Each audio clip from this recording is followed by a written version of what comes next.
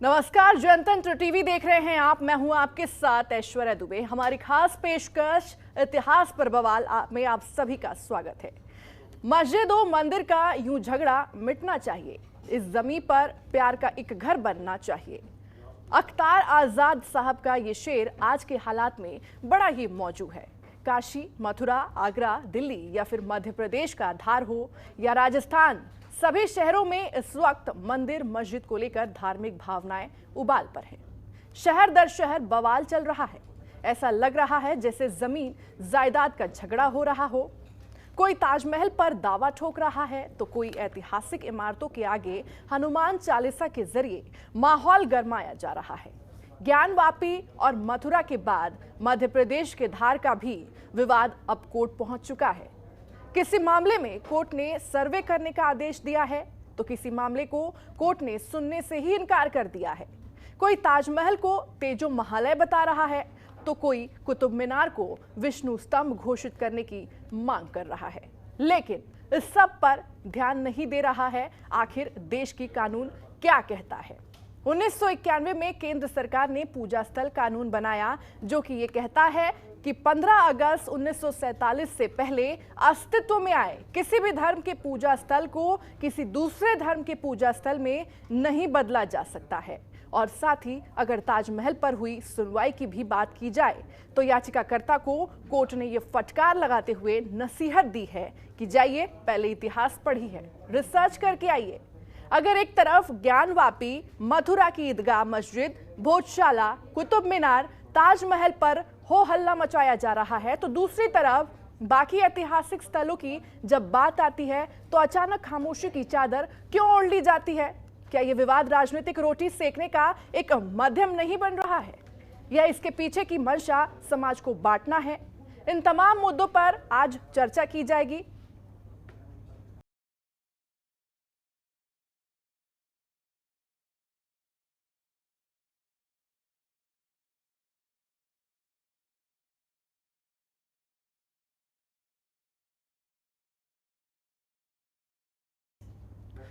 तो चर्चा के लिए हमारे साथ आज जाने माने इतिहासकार विवेक मिश्रा जी हमारे साथ जुड़े हुए हैं। विवेक मिश्रा जी, आपका बहुत बहुत स्वागत है। विवेक मिश्रा जी, सबसे पहले तो आपसे एक ही सवाल यही जानना चाहेंगे, ताजमहल, कुतुब मीनार, भोजशाला या फिर ये सारी जो इमारतें हैं, ऐतिहासिक इमारतें हैं या फिर धार्मिक स्थल, जिसे अब एक अलग ही परिप्रेक्ष्य के नजरिए से देखने की जरूरत है?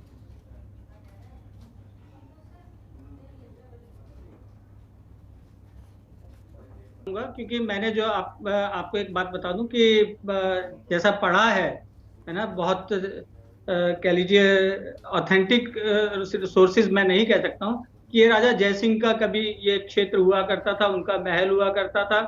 और 1951-52 के आसपास आर्कियोलॉजिकल सर्वे जब यहाँ पे सर्वे कर रहा था तो आर्कियोलॉजिकल सर्वे के एक अधिकारी थे E.R. साठे। उन्होंने कहा था कि यहाँ पर जो है कुछ हिंदू प्रतीक चिन्ह निकल रहे हैं जो साफ सफाई वगैरह करने में। तो मौलाना अबुल कलाम आजाद जो शिक्षा मंत्री थे, उन्होंने कहा था कि भैया तुम ऐसा है, ये सब बंद करो और अपना मुंह भी बंद रखना, यहाँ से निकल लो। जबकि किसी विदेशी यूनिवर्सिटी ने जो है वहां के लकड़ी वगैरह की जो रेडियो कार्बन डेटिंग करवाई है, उसके हिसाब से जो शाहजहां का काल है उससे पहले का ये जो है इमारत या इसके जो है हिस्से कहे जाते हैं। ठीक है, ये तो बात ताजमहल की हुई जी। बाकी आप अगर कुतुब मीनार के बारे में जानना चाहते हैं तो मैं पहले ही कह चुका हूं कि वहां पे ऑलरेडी ASI के दो जो है प्लेक्स लगे हुए हैं। जैसे कि एक इंट्रोडक्शन लगी होती है किसी भी ऐतिहासिक स्थल के बाहर कि ये 27 हिंदू और जैन मंदिर तोड़ करके बनाया गया है। और ये तो चलिए प्लेक लगा होगा आजादी के बाद में। 1907 के आसपास जो है एपिग्राफिका ऑफ इंडिया जो है, इसमें जो है ये बता दिया गया था कि ये इतने मंदिरों को तोड़ करके बनाया गया है। और जो है मुझे उस मुस्लिम इतिहासकार की पुस्तक का नाम इस समय ज़हन से उतर रहा है, उसने कहा था कि ये जो एक एक मंदिर जो बनाया गया था वो 20-20 लाख दिल्ली वॉल्स का बना हुआ था। दिल्ली वॉल जैसे बड़ी हाई करेंसी हुआ करती थी उस टाइम पे। एक एक मंदिर इतना जो है महंगा था जिसको तोड़ करके ये बनाया गया है। अभी तो ये आपने कुतुब मीनार की बात करी, इसके बगल में ही एक जो है कुव्वतुल इस्लाम मस्जिद है, जो कि विष्णु जी का मंदिर तोड़ करके बनाई गई थी। और वो कुव्वतुल इस्लाम, उसका नाम ही इसीलिए रखा गया है कि वो इस्लाम की कुव्वत दिखाने के लिए जो है मंदिर तोड़ करके वो मस्जिद बनाई गई। अभी भोजशाला पे आ जाते हैं। भोजशाला जो है 1000 से लेकर के 1055 तक राजा भोज ने वहां शासन किया, वो मंदिर बनवाया। उसके बाद में अलाउद्दीन खिलजी, दिलावर खान और महमूद खिलजी, इन लोगों ने लगातार उस पर जब भी आक्रमण करा मध्य प्रदेश में मऊ, वहां पे मऊ जिले में, तो इस मंदिर को तोड़ा और तोड़ करके मस्जिद बना दी। 1875 में वहां पे जो है एक सरस्वती जी की मूर्ति निकली, किनकैट करके जो है कोई एक्सकेवेटर था, अंग्रेज था, वो मूर्ति आज भी जो है ब्रिटिश म्यूजियम में रखी हुई है लंदन में, सरस्वती जी की। जब ये मूर्ति वहां पे निकली तो फिर से ये विवाद जो है पैदा हो गया, और लोग इसीलिए आप देखते होंगे बसंत पंचमी पे विशेष रूप से कहते हैं कि हम वहां पे पूजा करेंगे। ज्ञानवापी मस्जिद की बात आ गई। ज्ञानवापी मस्जिद का मसीरे आलम में जिक्र है, जो कि इसके कह लीजिए डेली की एंट्रीज दर्ज किया करते थे औरंगजेब के टाइम पे, या एक जो डेली कॉरेस्पॉन्डेंस हुआ करती थी, पत्राचार हुआ करता था जो औरंगजेब और उसके कह लीजिए सिपा सलाहकारों के बीच में, तो उन्होंने भी उस समय जो है लिख करके दिया था, अखबारात कहते हैं उनको। उसमें उसका जिक्र है कि हमने ये जो है मस्जिद तोड़ी, वरना उसका नाम ज्ञानवापी मस्जिद क्यों होता। और खाली ज्ञानवापी मस्जिद छोड़ दीजिए, बनारस में 8 तो ऐसी प्रतिष्ठित मंदिर हैं। जैसे एक मंदिर का मैं आपको, एक मस्जिद का नाम मैं आपको बताता हूं, बिंदु माधव मस्जिद। अब इससे आप क्या समझती हैं? बिंदु माधव मस्जिद, बिंदु माधव मंदिर तोड़ करके बनाया गया था। 8 मंदिर और ऐसे हैं सिर्फ बनारस में, जिसको कि तोड़ करके मस्जिद बनाई गई। अब आप ये सारे चीजें छोड़ दीजिए, दिक्कत कहां पे है? दिक्कत ये है, आपने जो सवाल करा, या जो आज की तारीख में कांग्रेस वाले जो है ये कह लीजिए विवाद खत्म करने के लिए, या इन्होंने शुरुआत से हिंदुओं को दबाने की कोशिश करी है, कांग्रेस वालों ने इतिहास को पूरा मिटाने की कोशिश करी है। आपको जरा सा बंगाल का इतिहास का एक उदाहरण देता हूं। 1989 में उन्होंने एक सर्कुलर निकाला, जितनी हाई स्कूल और 12th तक की किताबें थी उसमें साफ साफ लिख दिया कि भी, बाकायदा वो पॉइंट आउट करे उन्होंने पैराग्राफ्स, कि भी ये जो पैराग्राफ्स हैं जिसमें कि ये बताया गया था कि कैसे मुसलमानों ने आक्रमण करा, कैसे यहाँ पे दोहन करा, कैसे यहाँ पे शोषण करा, ये पैराग्राफ हटाइए, इसकी जगह या तो बिल्कुल ही हटा दीजिए या इसकी जगह ये लिख करके दीजिए। ऐसे कम से कम उन्होंने 100-150 जो है करेक्शन टेक्स्ट बुक में करवाए। वेस्ट बंगाल को छोड़ दीजिए, आज की तारीख की बात करता हूं मैं। आज आप जो, हम लोग कुतुब मीनार की बात कर रहे हैं, आप एनसीईआरटी की 6ठी से लेकर के 12वीं तक की किताब उठा लीजिए, आपको बताया जाएगा कुतुबुद्दीन ऐबक ने कुतुब मीनार बनाई, लेकिन उसके अंदर आपको ये नहीं बताया जाएगा, आज की बात कर रहा हूं मैं, अभी जाकर के मार्केट से एनसीईआरटी की किताब उठा लीजिए आप, है ना, कि भी ये जो है कुतुबुद्दीन ऐबक ने इतने मंदिर तोड़ करके ये जो है कुतुब मीनार बनाई। वहां पे क्या आपको बताया जाता है? Because the material was readily available, आसानी से मटेरियल उपलब्ध था।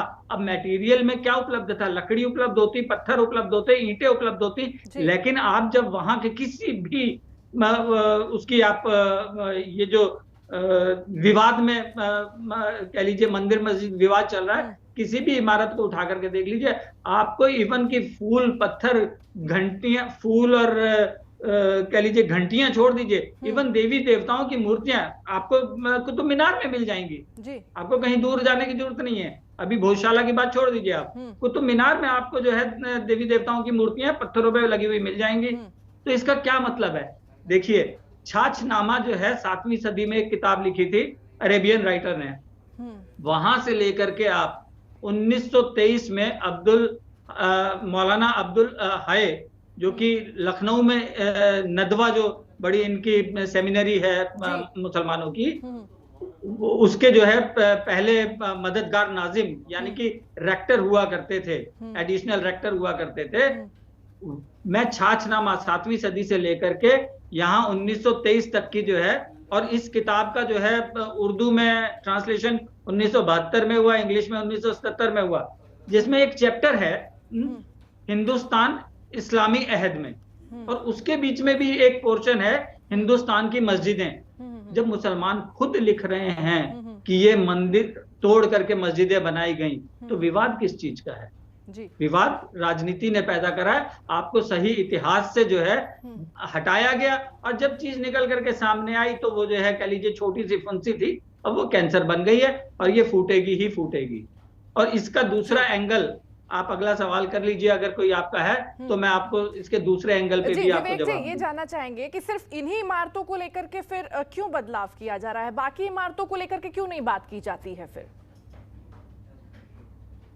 है कि अब इतनी सी इमारतों को लेकर के बात किया तो इतना बवाल हो गया, वरना सीताराम गोयल जी ने लगभग वैसे तो 20,000 मंदिरों से ज्यादा का उन्होंने जिक्र करा है, लेकिन 85 पेजों में 85 पेजेस में आंध्र प्रदेश से लेकर के Uttar Pradesh, starting from alphabet A Andhra Pradesh, U Uttar Pradesh, ठीक है, ऐसे में उन्होंने बाकायदा पूरी 85 से ज्यादा पेजेस की एक डायरेक्टरी दी है, जिसमें कि मंदिरों को तोड़ करके मस्जिदें बनाई गई हैं, और उसके लिए किसी उसकी जरूरत नहीं है। जैसे अभी ज्ञानवापी पे कहा जा रहा है, भैया आप सर्वे करवा लीजिए, अगर आपको लगता है कि मंदिर था तो जो है ठीक है, नहीं मंदिर था आप ले लीजिए। दूसरा, अगर आप, मैंने आपको अभी बताया 80 से ज्यादा किताबें हैं उपलब्ध मार्केट में, वैसे ट्रांसलेशन उपलब्ध होगी, मसीरे आलम की ट्रांसलेशन जो है जादूनाथ सरकार जी ने करी थी, उसमें जो है साफ साफ लिखा हुआ है कि भी उसने, औरंगजेब ने ज्ञानवापी मस्जिद तोड़ने का आदेश दिया था। महाराष्ट्र में पंढारपुर का एक मंदिर है, अपने उसने जो है 2 सेनापतियों को आदेश दिया, जाकर के मंदिर तो तोड़ो ही तोड़ो, और गाय लेकर के जाओ साथ में, वहां पे जाकर के गाय काटनी है मंदिर के अंदर। ये बाकायदा रिटर्न है, लिखित है, ये उपलब्ध है ये। और ये विवाद का विषय क्यों है? ये विवाद का विषय हिंदू मुसलमान का नहीं है, ये विवाद का विषय हिंदुओं का है कि हिंदुओं ने 1947 से अपना ही इतिहास छुपाया, कुछ वोट बैंक की राजनीति में, और कुछ कह लीजिए कि अपने लालच में। वरना जो आपको कांगड़ा के एक मंदिर के बारे में, देवी जी का बड़ा प्रतिष्ठित मंदिर है कांगड़ा का, उसको, उसमें जो है काले रंग की 200 गायें अकबर ने कटवाई थी, और काटने वाला मालूम है कौन था? जी, सेनापति बीरबल था। हिंदू जो है ना, अपने पांव पे खुद ही कुल्हाड़ी मारते रहे हैं। आज भी अगर सारे हिंदू एक साथ खड़े होकर के कहें कि नहीं ये हमारी है ना, ये मंदिर हमारे हैं, तो ये कहीं विवाद नहीं है, मुसलमानों को मानना पड़ेगा उनके। मैंने अभी जो आपको 80 से ज्यादा किताबों की बात करी है, चाहे आप फरिश्ता को पढ़ लीजिए, अलबरूनी को पढ़ लीजिए, उतबी को पढ़ लीजिए, किसी को पढ़ लीजिए आप, उन्होंने खुद लिखा हुआ है कि भैया आपको, मैं, ये के.एस. लाल एक इतिहासकार हुए हैं, आप क्योंकि एक कांग्रेस की रिजीम में वो बन गया था, वामपंथी इतिहासकारों का रुतबा बन गया था, इसलिए जो दूसरे इतिहासकार हैं उनके नाम नहीं आए। के.एस. लाल लिखते हैं वर्ष 1000 से लेकर के, गजनवी ने 1998 में आपके पहला सोमनाथ पे आक्रमण करा था, वर्ष उसको आप एक राउंड फिगर में वर्ष 1000 ले लीजिए, 1500 AD तक भारत की पॉपुलेशन 5 करोड़ कम हुई थी जी। आप समझते हैं इसका क्या मतलब हुआ? इतने लोग काटे गए थे, कितने करोड़ों लोग जो है गुलाम बना करके समरकंद में भेजे जाते थे, तमाम अरेबियन कंट्रीज में भेजे जाते थे। वो अभी भी अफगानिस्तान पे वो टका 2 मीनार की एक मीनार लगी हुई है, वहां पे गुलाम जो है इतने सस्ते हो गए थे कि 2 टके के मिला करते थे। जहांगीर जो है उसने बदायूं, अलीगढ़, आगरा, इस बेल्ट से लगभग 2 लाख लोगों को जो है उसने मारा था या गुलाम बना करके ले गया था। और गुलाम बना करके वो क्या करता था? अफगानिस्तान भेजता था। अफगानिस्तान से मालूम है क्या मंगवाया करता था उनकी जगह? घोड़े या कुत्ते, आदमियों की जगह घोड़े या कुत्ते। और किनको गुलाम बनाता था? काफिरों को गुलाम बनाता था वो जी। तो ये अगर इतिहास आपको पढ़ाया जाएगा तो जो है सारी गड़बड़ हो जाएगी। अब यही कहानी जो है 1977 में शुरू हुई। नानाजी देशमुख ने मोरारजी देसाई जी को लिखा कि भाई कुछ गलत इतिहास पढ़ाया जा रहा है। और यही इतिहास था कि आप उससे पहले आशीर्वादी लाल श्रीवास्तव जी ने अपनी इतिहास की किताब में लिखा है कि भी जो हिंदू जजिया देता था, वसूल करने वाले को ये हक था कि उसका मुंह खुलवा करके उसके मुंह में थूक सकता था, उसके मुंह में पान की पीक उसके मुंह में थूक सकता था। पैक्ट ऑफ उमर चलता था। पैक्ट ऑफ उमर के अंदर क्या था, नए मंदिर नहीं बना सकते, मंदिर को रिपेयर नहीं करवा सकते, खुलेआम पूजा नहीं कर सकते, अपने धार्मिक कृत्य, 20 ऐसी टर्म्स कंडीशन थी जिसमें हिंदू अपना धर्म नहीं निभा सकते थे, है ना। आपको ये बताया जाता है कि अकबर बड़ा महान था, सिर्फ 50 साल अकबर के वो निकाल दीजिए जिसमें जजिया नहीं लगा, वरना मोहम्मद तुगलक जो है ईद के दिन काफिर औरतें पकड़ के लाया होता था लड़ाई के दौरान, वो जो है ईद के दिन अपने जो है सिपाहियों में बांटा करता था। जो आपने देखा होगा ईद के दिन खैरात ज़कात बांटी जाती है। जैसे मैं आपको बताऊं, वो कौन स्मगलर था जिसके ऊपर दीवार फिल्म बनी है, हाजी मस्तान जो है बहुत अपने थालों में जो है वो हीरे जवाहरात वगैरह रख करके मुट्ठियों में से बांटा करते थे ईद वाले दिन। तो उस तरीके से जो है, और नेता लोग, कौन नेता लोग, सारे मुसलमान ही नहीं रहे होंगे, हिंदू लोग भी जाकर के झोली फैला करके खड़े होते थे उसके सामने कि मुट्ठी भर कोई हीरे जवाहरात मिल जाए। इसी तरीके से मोहम्मद तुगलक जो है औरतें बांटा करता था ईद के दिन। आपको नहीं बताया जाता ये, तो मैं आपको एनसीईआरटी की एनसीईआरटी कंट्रोवर्सी 1977 में स्टार्ट हुई। 1977 में आरएस शर्मा की उसमें जो है एंशिएंट इंडिया बुक जो है इन्होंने मोरारजी देसाई जी ने बैन कर दी। लेकिन आपको ये जान के आश्चर्य होगा, वही किताब आज की तारीख में बायजूस जो एक बड़ा एजुकेशनल ऑनलाइन वो चल रही है, कंपनी चल रही है, वो आईएएस बनाने के लिए लोगों को पढ़ा रही है। तो लोग क्या पढ़ करके निकलेंगे? वही पढ़ करके निकलेंगे जो पढ़ाया जा रहा है। आपको इतिहास नहीं बताया गया।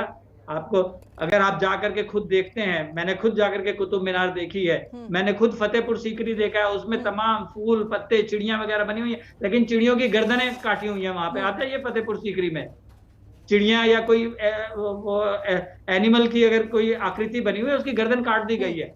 मैंने गाइड से पूछा ये क्यों काट दी गई है, तो वो बोलता है कि भी, गाइड बोलता है क्योंकि हमारे यहाँ मूर्ति को नहीं माना जाता है। ये आपको मैं बता दूं कि हदीस में है, कुरान में तो नहीं है ऐसा, हदीस में है कि भी किसी भी लिविंग बीइंग की जो है आप वो फोटो नहीं बना सकते हैं। तो जो है ये इसलिए जो है औरंगजेब ने ये कटवा दी। तो मैंने कहा अगर ऐसा था तो लोग कहते हैं अकबर ने फतेहपुर सीकरी बनाई थी, तो उसने फिर ये बनवा क्यों दी? अब आप अगर इस पे जाएंगे तो फतेहपुर सीकरी भी औरंगजेब का बनवाया हुआ नहीं है। फिर जी गड्ढे खोदने से जो है ना काफी चीजें, अभी 2-4 दिन पहले ही राखी गढ़ी एक्सकेवेशन में निकला है, हिंदुस्तानी सभ्यता जो है 7000 साल पुरानी थी।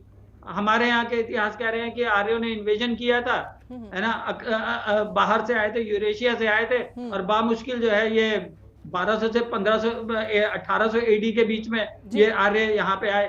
आप और मैं सब हम लोग आर्य हैं, यूरेशिया से आए हुए हैं, ये हमारे को इतिहासकार हमारे बताते हैं। लेकिन अभी जो राखी गढ़ी में एक्सकेवेशन हुई है कल परसों की, वैसे तो ये पुरानी हो गई है थोड़ी सी बात, लेकिन कल परसों नई फाइंडिंग सामने आई है, उसमें है कि ये सभ्यता 7000 साल पुरानी, 7000 यानी कि 2000 साल तो इधर के बना लीजिए आप, 5000 साल उधर लगाइए, तो हड़प्पा मोहनजोदड़ो जो है 2800 से 3500 बीसी की मानी जा रही है, या 2800 बीसी के आसपास मानी जा रही है, उससे भी 1500 साल पुराने जो है अवशेष निकल रहे हैं। तो हमारे को जो बताया जाता है, देखिए कोई भी किताब आप पढ़ेंगे, कुछ भी पढ़ेंगे, तो ना आपको एक ही एस्पेक्ट समझ में आएगा। हमको अभी तक वामपंथियों का ही इतिहास, खास तौर से 1975 के बाद या 1970 के बाद वामपंथियों का लिखा हुआ इतिहास बताया गया है। उसमें जैसे राम जन्मभूमि का है, जी मैं उसी बारे में बात करूंगी। विवेक जी देखिए, हमारी किताबों में जो पढ़ाया गया है वो विवाद दोबारा से अब वही उठने शुरू हो गए हैं, और इन इमारतों को लेकर के अब विवाद भी शुरू है। तो क्या ये सारे विवाद जो है कोर्ट के जरिए ही इसका निपटारा होगा? क्योंकि कोर्ट जो है न्यायिक प्रक्रिया के थ्रू वो चलता है, और न्यायिक प्रक्रिया में हम जानते हैं कि काफी साल लग जाते हैं, दशकों लग जाते हैं फैसला सुनाते में। एग्जाम्पल के तौर पर राम मंदिर ही देख लीजिए। देखिए, हिंदुओं ने बर्दाश्त किया तो इसलिए इतने साल लगे जी। मुसलमानों ने बर्दाश्त नहीं किया तो उन्होंने सर्वे तक नहीं होने दी। शाहीन बाग में गैर कानूनी अतिक्रमण तक नहीं हटने दिया।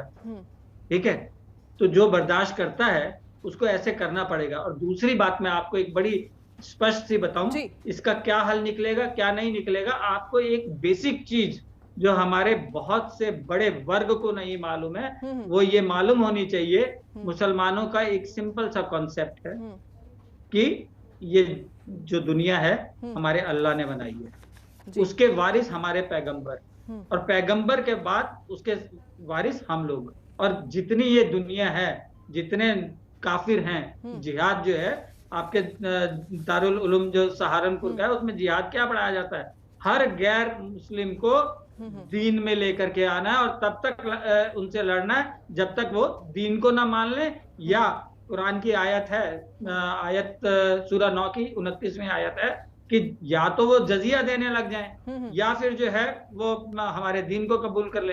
तो ये उनका धार्मिक कॉन्सेप्ट जो उनके दिमाग में घुसा हुआ है, आप नहीं निकाल सकते। और ये लड़ाई ऐसे ही चलती रहेगी। जैसे कि मैंने ये आपका मस्जिद अल हरम है इजराइल में, किस चीज की लड़ाई है भाई? ये तो 610 के बाद में, मान लीजिए पहले दिन ही 610 में, जिस दिन आयत नाजिल हुई थी, दिसंबर 610 में पहली आयत नाजिल हुई थी, हम मान लेते हैं उस दिन इस्लाम एस्टेब्लिश हो गया था। लेकिन यहूदी तो 1800 बीसी का यहूदी धर्म है, 1800 बीसी, इनसे यानी कि 600 साल 2400 साल पुराना धर्म है। सॉरी 2400 साल पुराना धर्म है। उनकी ये मस्जिद थी, उस पे जो है ये कब्जा कर रहे हैं। और आपको एक बड़ी मजेदार की बात बताता हूँ, 624 से पहले, वर्ष 624 से पहले ये उसी मस्जिद अल हरम की तरफ ही सिर झुका करके, जैसे आज की तारीख में आप देखते होंगे कि ये कहीं पे भी हो, इनकी जो है नमाज अदा करने की डायरेक्शन मक्का की तरफ रहती है। लेकिन वर्ष 624 और 14 फरवरी, उससे पहले ये जो है मस्जिद अल हरम की तरफ सिर झुका करके नमाज अदा किया करते थे। लेकिन क्यों करते थे? इनको तब तक ये था कि यहूदी हमारे तरफ आ जाएंगे, जो थोड़े बहुत ईसाई है वो हमारे धर्म को कबूल कर लेंगे। बामुश्किल उस समय तक इन लोगों के 250-300 फॉलोअर्स थे। 610 में स्टार्ट हुआ था, आई एम टॉकिंग ऑफ 1624। तब तक इनके 150-200 या 250 फॉलोअर्स थे सारे। यहूदी इनकी तरफ आए नहीं। इन्होंने जो है गुस्से में आकर के, नहीं छोड़ो, हम जो है मक्का की तरफ जो है सिर झुका करके नमाज अदा करेंगे, हमारे को खुदा की ऐसी वो आदेश हुआ है। ठीक है, अब जब आपने उधर की तरफ कर लिया तो उस पे से अल हरम से छोड़ दीजिए ना। आपको चर्च ऑफ कॉन्स्टेंटाइन जो टर्की में है, या चर्च ऑफ छोरा, ये दोनों इन्होंने पिछले साल कन्वर्ट कर दिए उसमें मस्जिद में, क्योंकि वहां पे ये बाहुल्य हो गए हैं जी। 420 के आसपास का वो चर्च बना हुआ है जी। तो विवेक जी देखिए, तो क्या लगता है कि जिस तरह से ये काशी मथुरा वाला विवाद ये भी उठता जा रहा है, ऐतिहासिक इमारतों को भी लेकर के जो विवाद चल रहा है, आने वाले समय में क्या अयोध्या जैसे ही आंदोलन बन सकते हैं? बाकायदा बन जाएंगे। देखिए, ये आप प्रेशर कुकर की तरह मान करके चलिए कि हिंदुओं को एक लिमिट से ज्यादा दबाया गया, और जहां अब उनको सेफ्टी वॉल मिला वहां से सीटी बज रही है जी। अगर ये 1947 में ही सब चीजों का निपटारा कर दिया गया होता तो ये दिक्कत नहीं होती। बिल्कुल क्लियर कट लाइंस डिमार्केट कर दी गई होती, तब ये दिक्कत नहीं होती। 1947 से लेकर के आप 1991 का एग्जांपल दे रहे हैं ना कि भी प्लेसेस ऑफ वर्शिप एक्ट 1991 में पास कर दिया। क्यों कर दिया भाई? क्या उस समय नहीं मालूम था कि ज्ञानवापी मस्जिद पे विवाद है? क्या उस समय कांग्रेस को नहीं मालूम था कि भी कृष्ण जन्मभूमि पे विवाद है, या भोजशाला पे भी तब विवाद चल रहा था? क्या नहीं मालूम था? लेकिन टू प्रेस द हिंदूज, है ना, ये उन्होंने कानून पास कर दिया। वो भी छोड़ दीजिए, ये भी कहा जाता है। एक सेकंड 2013 में वक्फ एक्ट पास कर दिया कि जहां मुसलमान ने रुमाल रख दिया वो जमीन उसकी। आप लाख अपने मकान पे चिल्लाते रहिए। अभी बाई चांस की बात है, 10 दिन पहले जो हाई कोर्ट ने एक जजमेंट दे दी है कि नहीं, यू हैव टू प्रूव कि भी ये गिफ्ट करी गई थी मुस्लिम उसको, वक्फ बोर्ड को। अदरवाइज उससे पहले तो इनके पास ये था कि भैया आप लाख चिल्लाते रहिए, आपकी जमीन पे अगर उन्होंने रुमाल ला करके रख दिया, ये किसके लिए किया गया भाई? ऐसे ही ये चलता रहा, वो एक दिन जो है कह लीजिए वोल्केनो इरप्ट हो गया।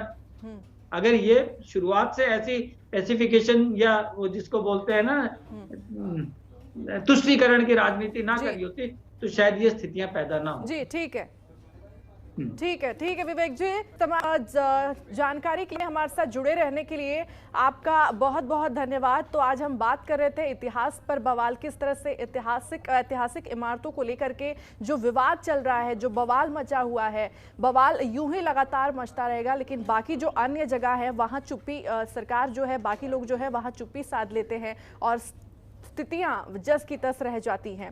तो फिलहाल के लिए आज हमारे इस खास पेशकश में, खास कार्यक्रम में इतना ही। देश और दुनिया की तमाम बड़ी खबरों के लिए आप देखते रहिए जनतंत्र टीवी।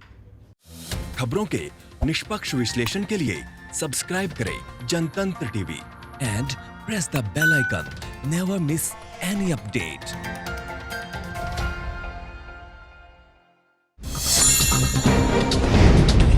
डाउनलोड कीजिए जनतंत्र टीवी ऐप को, जो कि अवेलेबल है गूगल प्ले और ऐप स्टोर पर। अधिक जानकारी के लिए अभी डाउनलोड करें।